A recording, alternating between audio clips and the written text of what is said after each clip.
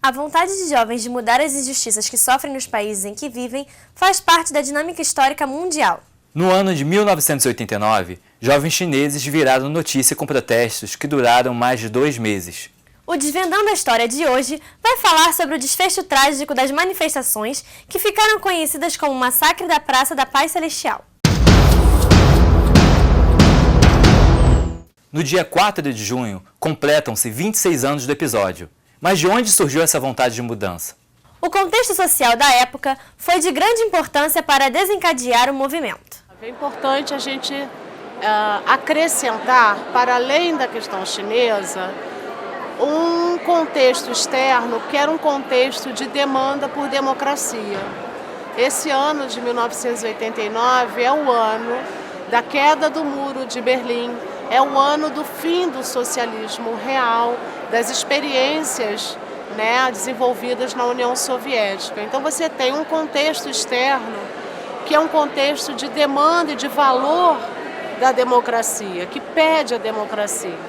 Então a China, ela também está sendo influenciada por esse fervor, da juventude, dos intelectuais por democracia. Pequim foi o palco de protestos que tiveram início com os estudantes da capital. Outros grupos também aderiram à causa, trazendo um caráter social muito mais amplo. Inicialmente se fala em movimento estudantil, mas para além dos estudantes, esses movimentos que juntaram milhares de pessoas, você encontra intelectuais, você encontra operários, com trabalhadores, com demandas salariais importantes, grupos de desempregados enormes. Então, o que seria inicialmente um movimento, deslanchado por um grupo de estudantes universitários com demandas específicas, ganhou características de movimento social muito mais amplo, porque acabou juntando várias categorias sociais importantes. A liberdade de expressão é, até os dias de hoje, pauta para discussões. No país, o governo ditatorial coíbe a liberdade de imprensa. As informações que entram e saem não podem ser consideradas 100% confiáveis. É natural que, como o mundo já viveu o declínio do socialismo, é natural que a mídia estivesse atenta, ao crescente, a forma como a China estava lidando com a manifestação crescente em seu território. De fato, a mídia foi proibida, em certo sentido, de gravar livremente, sofreu controle do governo chinês, que estabeleceu a lei marcial, prendia suspende as liberdades, inclusive de expressão. Então foi como se a China tivesse se utilizado de força desproporcional, porque milhares de pessoas foram mortas e isso o governo chinês nunca reconheceu.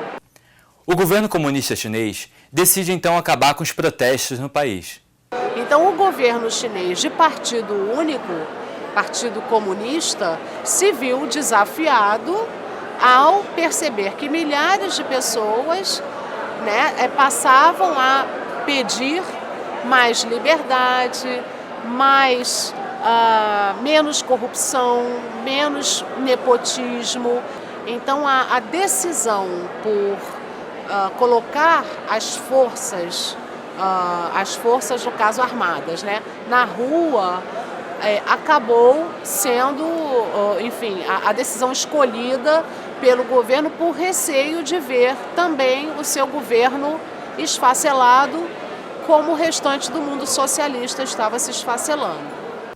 O número de mortos no episódio nunca foi divulgado. Os chineses ainda vivem sob o comando do Partido Comunista, mas as reivindicações que moviam os manifestantes de 1989 foram atendidas de forma diferenciada pelas autoridades. A partir de junho desse ano, com o grande, o grande desfecho que que foi uma chacina, né? E que, de certa forma, uma imagem ou outra escapou, veiculou, chegou até o mundo capitalista, né? É fato que a China tomou algumas atitudes que hoje a gente vê, né, digamos assim, de forma mais concreta.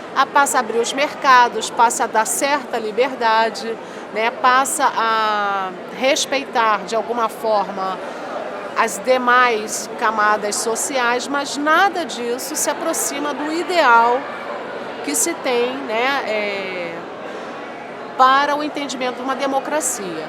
Apesar dessas liberdades, a censura é muito forte ainda dentro da sociedade chinesa, a ponto até da gente nem ter como medir o quanto de liberdade efetivamente se tem ali dentro ou não. O Desvendando a História voltou no tempo para falar sobre os 26 anos do massacre da Praça da Paz Celestial. No blog da TV Uva, você confere o conteúdo exclusivo sobre o tema.